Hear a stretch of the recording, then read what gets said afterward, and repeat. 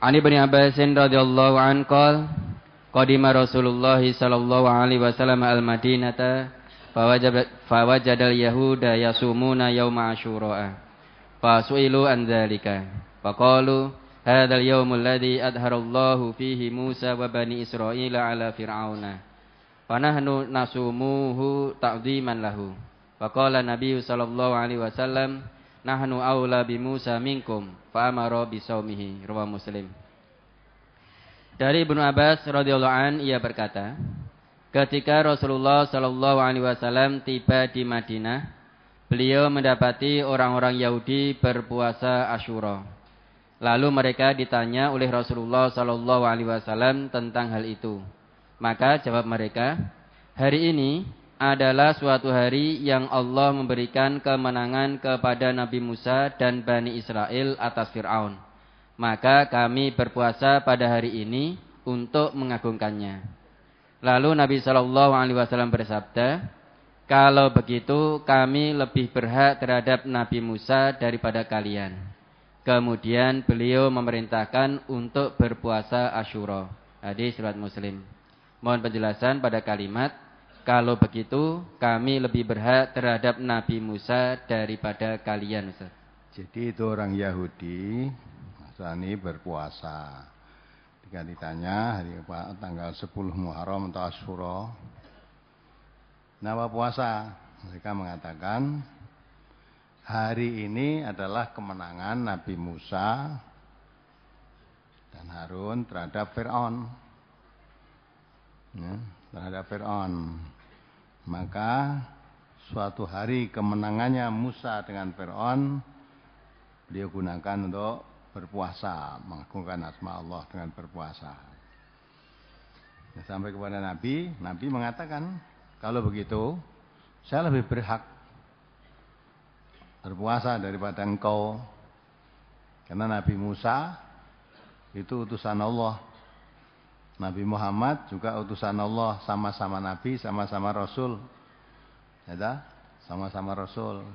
Artinya kalau kemenangan Nabi Musa terhadap Fir'aun kamu merayakannya atau mempuasakannya, maka Nabi Muhammad SAW sebagai sesama utusan Allah, beliau merasa lebih berhak, maka beliau tetap berpuasa pada tanggal 10 Muharram itu. Itu maksudnya begitu. Apalagi? Kemudian brosur halaman 3 di keterangan.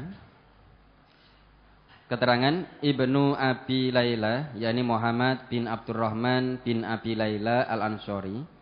Yahya bin Said mendhaifkannya. Ahmad bin Hambal berkata, ia buruk hafalannya, muttaribul hadis. Ibnu Hibban berkata, ia buruk, banyak kelirunya dan buruk hafalannya. Banyak meriwayatkan hadis-hadis mungkar. Mohon dijelaskan pada kalimat muttaribul hadis, Ustaz. Diguncang, hadisnya itu nggak bisa dipercaya, diguncang.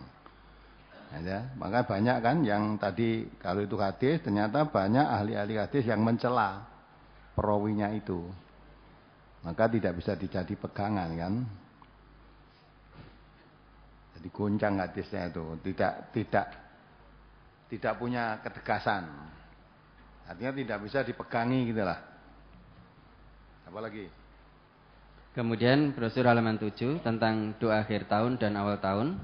Di antara kaum muslimin ada yang mengamalkan doa akhir tahun dan awal tahun Hijriah. Namun doa tersebut bukan dari Nabi SAW. Pertanyaan, lalu dari siapa dan bolehkah diamalkan, Ustaz?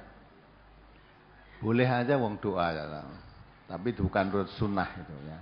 Jadi doa dari akhir tahun, awal tahun mau berdoa, mohon apa kepada boleh saja.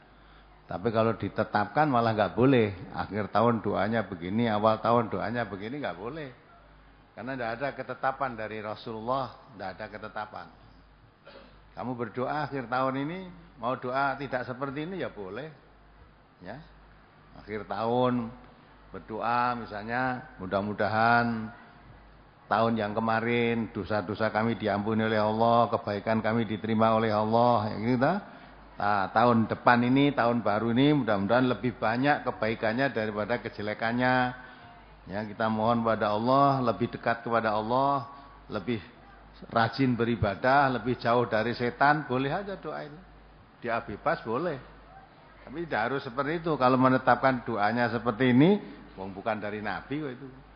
Yang boleh membuat ketetapan ibadah itu hanya Nabi. Ya. Kalau bukan dari Nabi, saudara mau awal tahun ini berdoa mau apa silahkan, boleh aja. Apalagi? Saya merupakan salah satu anggota dari perkumpulan bela diri. Ketika disahkan menjadi warga bela diri tersebut, salah satu syaratnya adalah menyediakan 1 ekor ayam jago untuk disembelih, digunakan untuk acara selamatan. Yang kami tanyakan, bagaimana hukum sembelihan tersebut? Perlu diketahui bahwa acara tersebut selalu dilaksanakan setiap bulan Muharram atau bulan Syuro. Ya. Selain daging sembelihan, bagaimana ubur rampenya yang lainnya? Halalkah untuk dimakan? Seperti nasi, pisang, jajanan pasar, dan sebagainya, Ustaz. Coba dibaca ayatnya itu. Innamal khamru wal maisiru wal ansobu wal azlamu. Nah itu dibaca itu. Menyembelih jago untuk selamatan termasuk ansob. Ya. Surat Al-Maidah surat kelima ayat 90. A'udzubillahi minasyaitonirrajim. Ya ayyuhalladzina amanu innamal khamru wal maisiru wal ansabu wal azlamu rijsum min amali syaitan fajtanibuhu la'allakum tuflihun. Hai orang-orang yang beriman, sesungguhnya meminum khamr, berjudi, berkorban untuk berhala, mengundi nasib dengan panah adalah perbuatan keji termasuk perbuatan syaitan. Maka jauhilah perbuatan-perbuatan itu agar kamu mendapat keberuntungan. Paham nggak itu? Jadi ansab itu menyembelih untuk sesaji, untuk berhala, untuk selamatan tadi. Ya, kalau orang kampung biasanya orang pedesaan itu mau panen, apa namanya? Mau panen tuh. Wiwit, beleh apa? Ya. Beleh doro itu toh. Nah, mau wiwit atau mau tanam, nah gitu-gitu itu. Selamatan biar sawahnya subur, hasilnya banyak, seolah-olah subur dan banyak hasilnya itu karena disembelihkan tadi ya, untuk ada acara wiwit. Nah, itu selamatan-selamatan begitu dalam Islam syirik. Dan dikatakan oleh Allah, menyembelih untuk berhala itu keji, perbuatan setan. Ya, sembelihannya bagaimana? Jadi bangkai. Ya. Nah, adapun pisangnya, godhong turine nek kowe doyan panganen. Ya dah. Pisangnya, nasinya pokoknya yang diharamkan sembelihannya saja. Sembelihannya. Apalagi? Dan banyak tak kalau orang-orang Jawa yang begitu itu mau apa itu? Istilahnya gon tebu itu, kalau giling tebu itu namanya apa?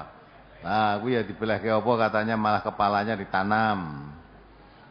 Mau bakar batu merah aja ya selamatan. Sopo apa bang selamatan gitu tuh bukan cara Islam. Nah, laisa minal Islam, bukan dari Islam. Maka kalau kita orang Islam tinggalkan semua itu. Tujuh sembelihan untuk itu kata Allah itu perbuatan setan. Perbuatan keji itu perbuatan setan, harus dijauhi. Apalagi? Mohon penjelasan tentang datangnya malam bulan Asyura, misalnya dengan mengadakan zikir bersama musahabah dan tabligh akbar. Apakah ada contohnya dari Nabi, Ustaz? Tidak ada. Kalau kamu tanya contoh dari Nabi, enggak ada. Mau mengadakan tabligh akbar boleh apa tidak? Boleh. Tabligh akbar ini kan pengajian akbar toh? Boleh. Kamu cari contoh pengajian akbar semacam ini, dihadiri 7.000 orang itu akbar apa asghar?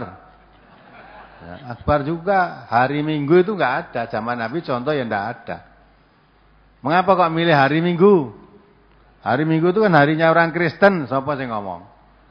Ya, hari Minggu itu hari Ahad. Ya enggak?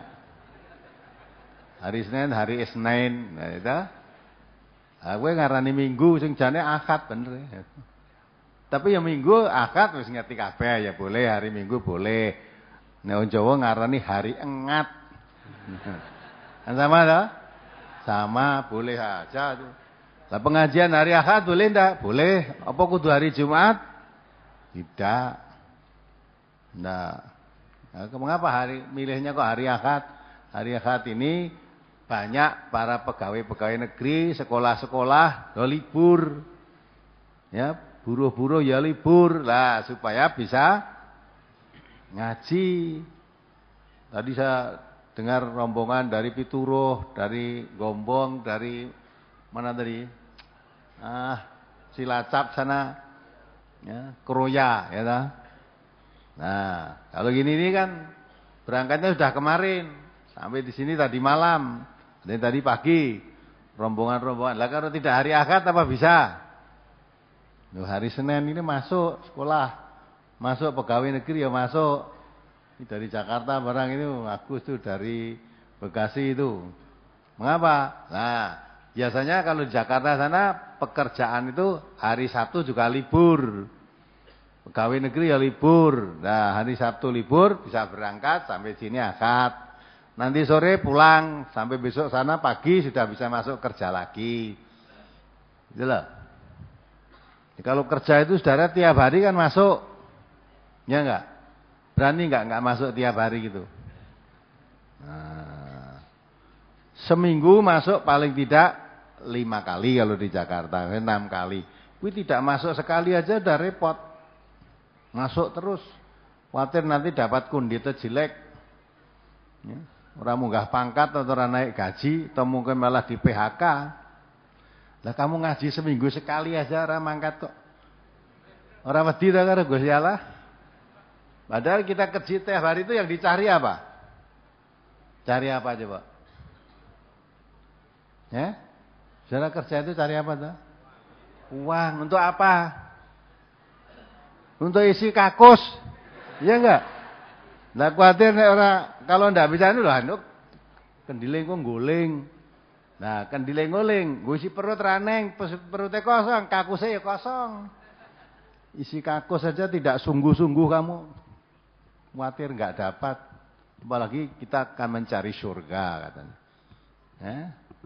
Cari surga sak geleme apa ya entuk. Nah, orang mencari jalan ke surga malah banyak hambatan. Banyak yang merintangi, banyak menghalangi, banyak. Memang surga itu kata Nabi hujibatun nar bisyahwat. Wa hujibatul jannah bil makarih. Jalan menuju neraka itu apa? Banyak daya tarik. Jalan menuju neraka itu banyak daya tarik. Dihiasi dengan segala sesuatu yang menarik. Maka banyak orang berbondong-bondong menuju neraka. Tapi jalan menuju surga banyak hambatan. Banyak rintangan. Banyak duri di jalan-jalan itu. Banyak hal yang tidak menyenangkan. Maka jalan menuju ke neraka lebih digemari orang, lebih dikunjungi orang daripada jalan menuju ke surga. Itu Nabi yang mengatakan. Ya sih ngomong aku aja digugu. Yang katakan Nabi. Dan kenyataannya seperti itu. Ya, kenyataannya seperti itu. Sudah lihat di pengajian-pengajian itu. Yang ramai kan cuma di sini. Karena di sini tiap pengunjungnya dikasih uang 500.000. Nah, itu dah. Pernah dengar berita itu? Nah. Ya enggak pernah. Nah, yang lain-lain enggak. Apalagi kajian rutin seperti ini setiap Ahad tanpa undangan. Berbagai daerah datang isi ngakon sapa coba. Maka orang-orang seperti kita, saudara-saudara ini termasuk orang langka. Nah, orang yang melihat begini ini orang mabuk agama, terperdaya oleh agamanya. Mosok jauh-jauh butuh ngaji, ngrungokke wong ngomong saka Palangkaraya, barang saka Pontianak. Malah saka Batam, saya tadi sudah dengar beritanya dari Batam juga datang. Gek piro ragate? Mung arep dijuali 500 dari. Nah, itu pun fitnah. Ya, fitnah. Masa kalau saudara ngaji hanya karena dapat uang, saya yakin saudara tidak wantek.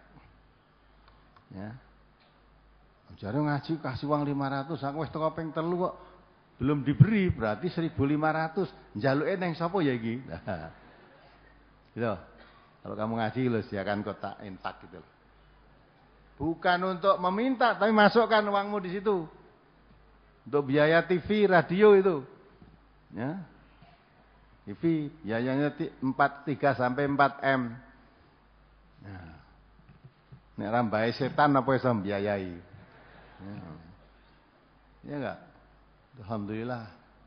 Diumumkan begitu langsung meluncur uang dari Irian Jaya sana. 100 juta. Dari seorang ibu dari Klaten 75 juta. Konon kabarnya mau 125 juta tapi baru ada 75 juta. Nanti saya akan tambah yang 50 juta. Ya. Dia heran, dia iri. Dari Papua saja 100, masa saya dari Klaten cuma 70. Kalau iri yang begitu tuh boleh. Fastabiqul khairat, berlomba-lomba. Ya. Tapi nek setan membujuk. Ya enggak? Nah, membujuk ojo okeh-okeh. Nah, jangan. Alah paling itu nanti ya dipek ustadz nih. Maka kalau tidak percaya jangan masukkan di itu. Kalau percaya silahkan. Kami tidak pernah minta apa-apa pada saudara-saudara, tidak. Tapi Allah mengatakan, ha antum haulai tud'auna litunfiqu fi sabilillah wa minkum may yabkhal. Wa may yabkhal fa inna ma yabkhalu an nafsi. Ya kan? Kamu itu orang yang diseru oleh Allah. Yang menyuruh itu Allah, bukan saya. Untuk membelanjakan hartamu di jalan Allah, fisabilillah. TV, radio itu untuk sarana dakwah. Sedang dakwah itu diperintahkan oleh Allah SWT, juga oleh Nabi. Allah mengatakan, wa man ahsanu qawlam mimman da'a ilallah wa amila sholihan wa qala innani minal muslimin. Siapa yang paling baik? Ya, panggilannya atau seruannya, dakwah itu menyeru. Siapa yang paling baik seruannya dibanding orang yang menyeru orang untuk taat kepada Allah, menyeru orang untuk mengajak beramal soleh, menyeru orang untuk menyerahkan diri kepada Allah? Siapa yang lebih baik? Nabi menegaskan khairukum man ta'allamal Qur'an wa 'allamahu.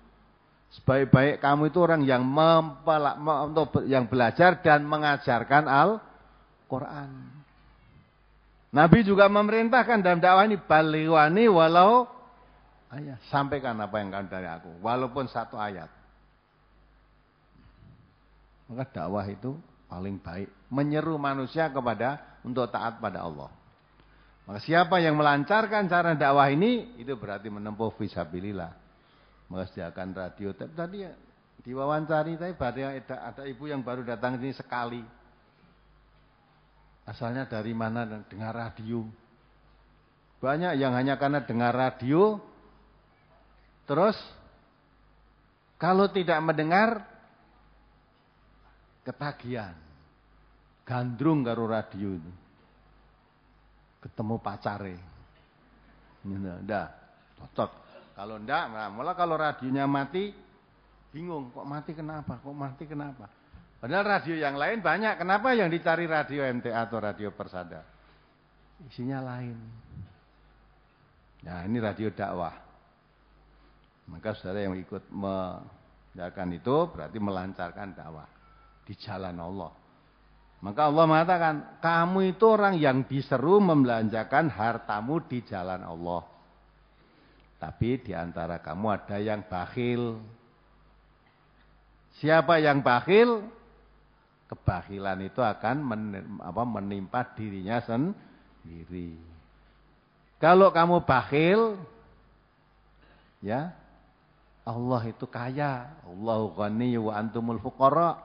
Allah itu kaya, kamu yang fakir. Kalau kamu tidak mau, kamu termasuk orang yang bakhil, Allah akan mengganti generasi sebagai generasi pengganti yang tidak bakhil seperti yang diganti. Coba dibaca surat Muhammad 38. Itu yang menyeru itu Allah, bukan saya. Maka kalau saya menyampaikan ayat itu, saudara beramai-ramai memasukkan kotak infaknya ke kotak radio itu, ya, berarti saudara tidak termasuk bakhil. Jangan mengharapkan kalau orang datang ngaji di MTA dikasih uang 500.000 atau 300.000, itu bohong. Ya, yang ngomong itu bohong, jangan dipercaya. Apalagi yang mantan radio MTA itu luar biasa karena didanai bae setan, itu bohong. Jangan percaya itu. Karena dengki, iri, kenapa kok bisa dapatkan uang? Ya, dari mana ini rambai setan kan itu? Lihat aja kamu datang ke sini. Dipasangi kotak setannya dong royok. Ya, apa begitu? Nah, coba dibaca ayatnya. Surat Muhammad surat ke-47 ayat 38. Ha antum haula'i tud'auna litunfiqu fi sabilillah faminkum may yabkhalu wa may yabkhal fa innama yabkhalu an nafsihi wallahul ghani wa antumul fuqara wa in tatawallaw yastabdil qauman ghairakum tsumma la yakunu amsalakum. Ingatlah, kamu ini orang-orang yang diajak untuk menafkahkan hartamu pada jalan Allah. Maka di antara kamu ada orang yang kikir. Dan siapa yang kikir, sesungguhnya dia hanyalah kikir terhadap dirinya sendiri. Dan Allah lah yang maha kaya, sedangkan kamulah orang-orang yang membutuhkannya. Dan jika kamu berpaling, niscaya dia akan mengganti kamu dengan kaum yang lain, dan mereka tidak akan seperti kamu ini. Ya kan? Wa in tatawallaw yastabdil qauman ghairakum. Kalau kamu berpaling, diseru diajak belanjakan hartamu di jalan Allah, tidak mau. Karena bakhil tadi, Allah akan mengganti suatu kaum yang tidak seperti kamu. Kamu yang bakhil ini. Ya. Gantinya kaum tidak seperti kamu. Ini kaum penggantinya kaum yang tidak bakhil. Maka tidak khawatir jalan Allah itu akan terbengkelai, tidak. Ya. Banyak orang-orang yang diseru kepada jalan Allah, belanjakan hartanya di jalan Allah itu merasa berbahagia.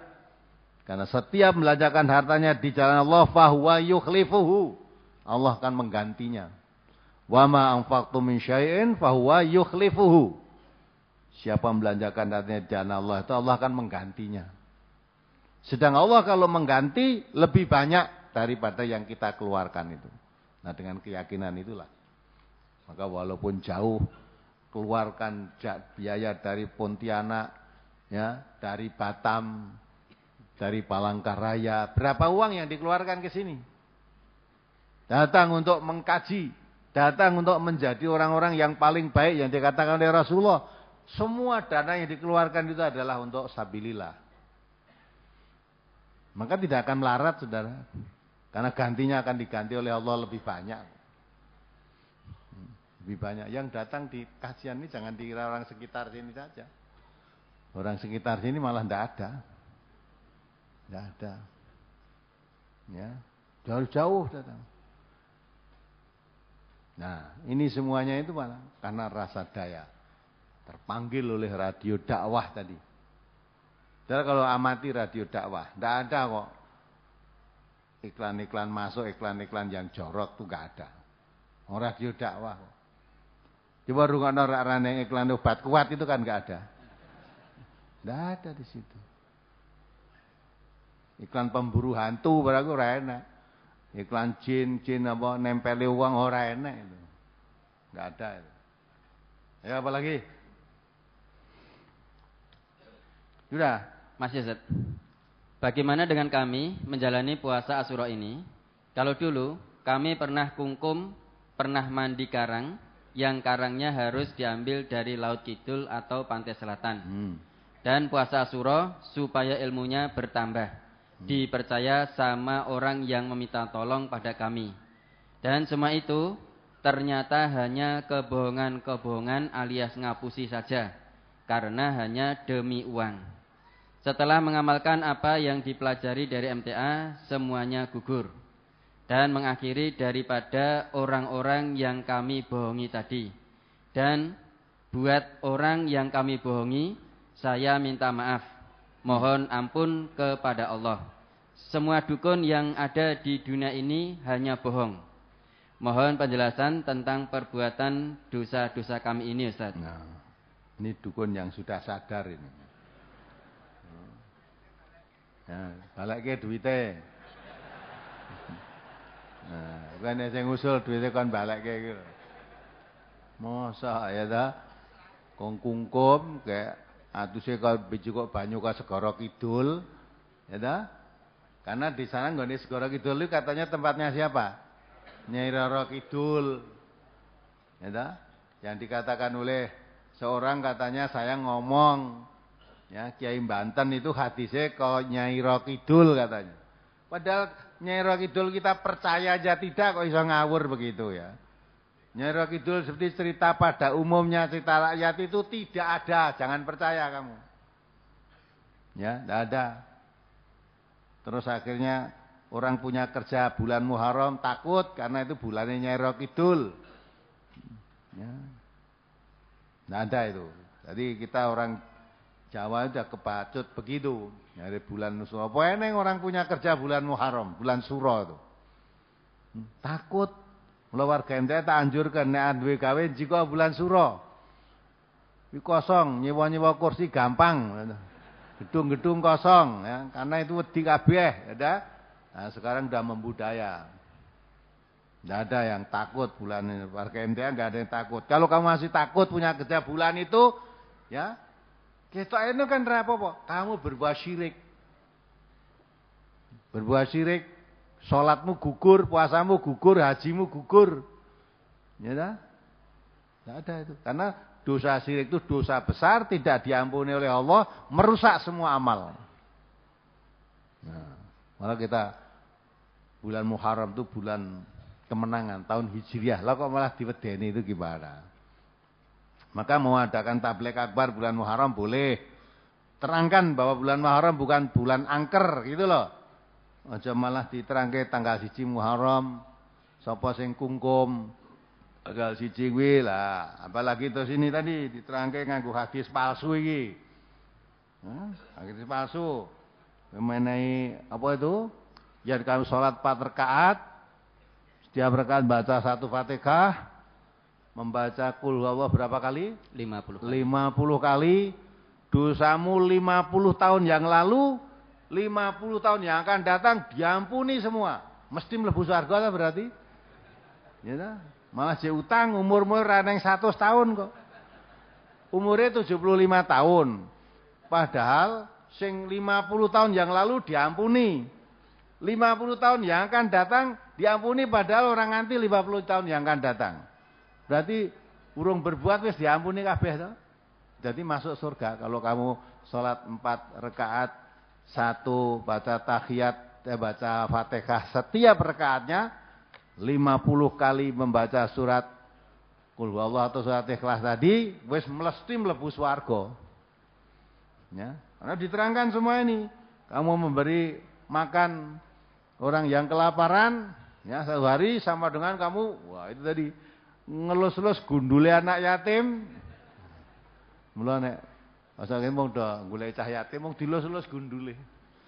Nah, itu semua ini apa-apa jatuh pada bulan Muharram 10 Muharram, 10 Muharram kabeh. Ya. Lihatin ini mau hadis palsu, orang yang mengamalkan ini keblasuk. Wes ora salat rekoso-rekoso. Salat 10 Muharram kowe petang rakaat jelas mlebu swarga kowe wes. Nah, ada enggak orang Islam yang mengamalkan ini? Ya, banyak, karena ini hadis. Anggere kala Rasulullah itu hadis, orang ngerti nek iki palsu. Tidak semua yang dikatakan hadis itu mesti benar. Ada hadis palsu. Ya. Termasuk contohnya ini tadi. Ya, apalagi? Tentang keutamaan Asyura. Ya. Kebiasaan di kampung saya di Jawa Timur, setiap malam ba'da maghrib, warganya biasa melakukan kebiasaan membaca Yasin 3 kali, yang sebelumnya dibacakan fadilah atau keutamaan-keutamaan hari Asyura. Biasanya saat dibacakan keutamaan-keutamaan Asyura, ada jamaah yang menangis termasuk saya karena melihat isi keutamaan Asyura.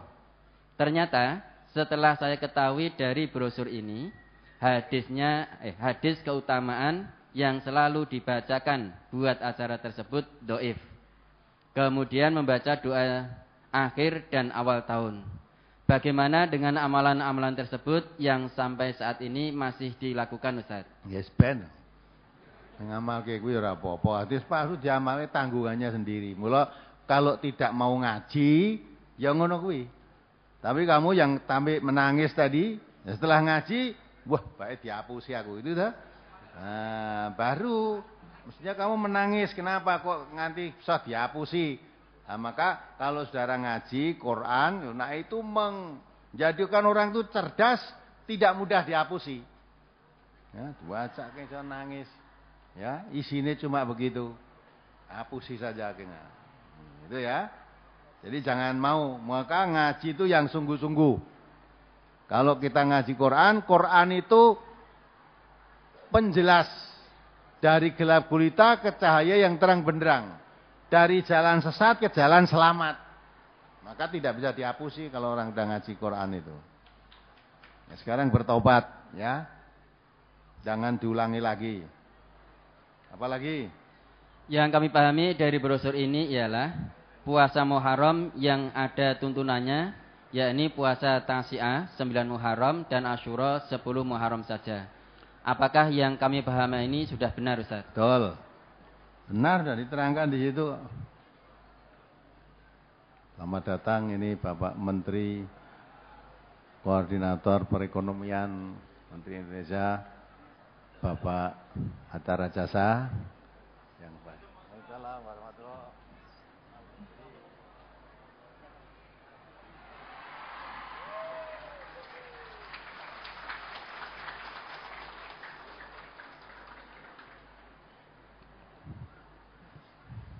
Sudah kenal Bapak Menteri ini? Sudah. MTA sudah begitu kenal sama beliau sejak beliau jadi Menteri Perhubungan. Jadi beliau memberangkatkan 200 satgas kita ke Aceh ketika tsunami. Beliau mengantarkan sampai di Tanjung Priok. Satgas-satgas naik kapal. Aduh. Ada foto-fotonya di sana. Itu saya juga ikut ke sana. Saya masuk ke kapal, saya sholat di dalamnya sana. Nah, sudah menguntapkan satgas itu 200 selama 2 bulan di sana. Nah, maka beliau jadi Menteri Perhubungan itu sudah kenal sama kita. Sekarang beliau menjadi Menteri Koordinator Perekonomian. Alhamdulillah rawuh ke sini ketika peresmian gedung ini beliau juga rawuh ke sini. Nah, jadi dengan beliau tidak asing lagi, kita sudah kenal dan beliau pun sudah kenal sama kita. Yang mudah-mudahan pertemuan kita ini lebih menambah akrab kepada beliau, lebih beliau mengenal kita, kita mengenal beliau, ya. Sebab kalau tidak saling mengenal kan tidak bisa. Katanya kalau tidak kenal nggak sayang gitu katanya. Ya inilah nanti akan memberikan suatu tausiahnya kepada kita semua tentang apa aja lah yang nanti beliau sampaikan. Beliau sekarang jadi Menteri Perekonomian. Dia pernah menjadi menteri beberapa kali ini, Menteri Sekretaris Negara juga pernah.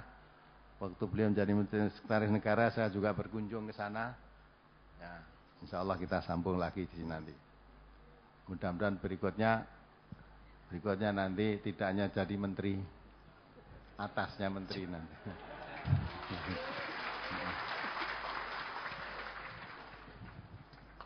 Saya teruskan sedikit Pak Menteri. Masih ada yang perlu ditanyakan?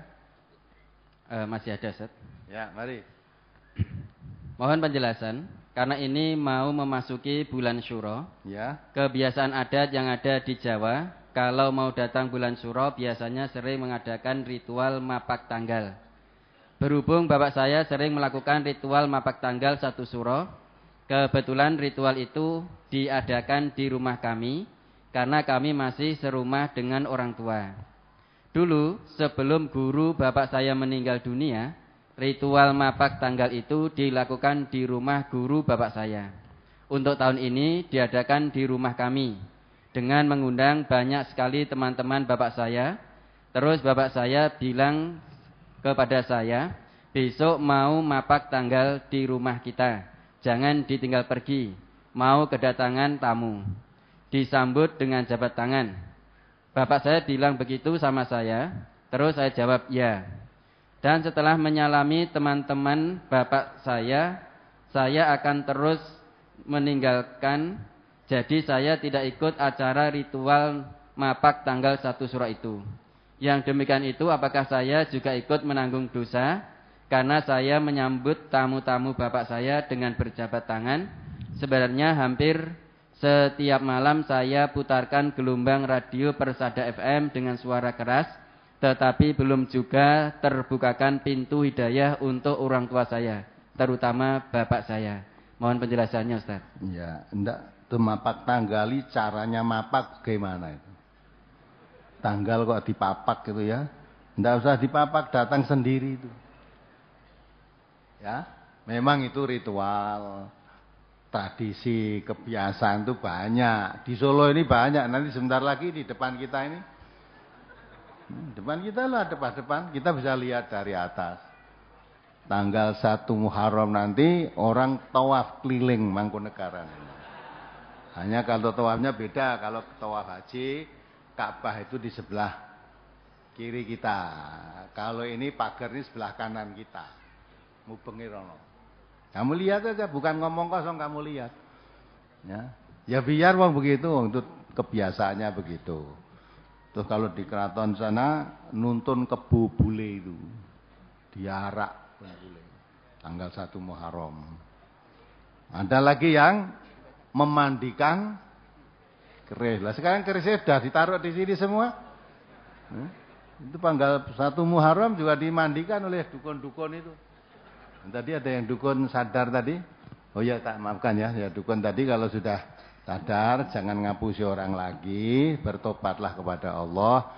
Mohon ampun karena dulu tidak tahu, sekarang sudah tahu ya jangan diteruskan. Tobat. Ya, wis duwite rasa balekke.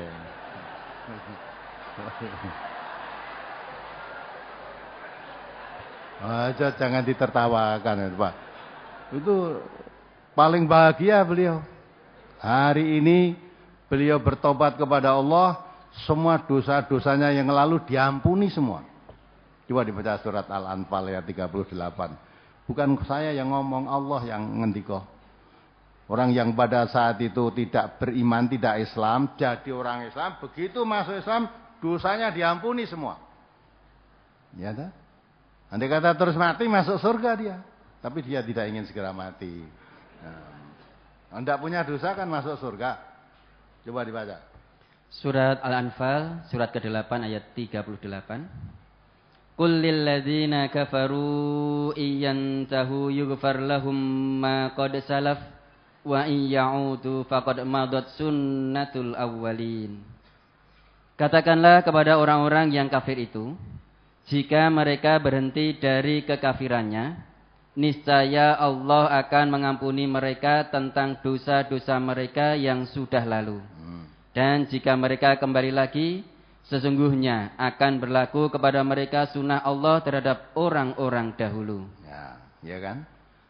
Kalau kafir, lah dia tidak kafir. Ya waktu itu dia tidak sholat, malah ngajani tanggal 1 Muharram ini suruh ke Segoro Kidul tadi ya.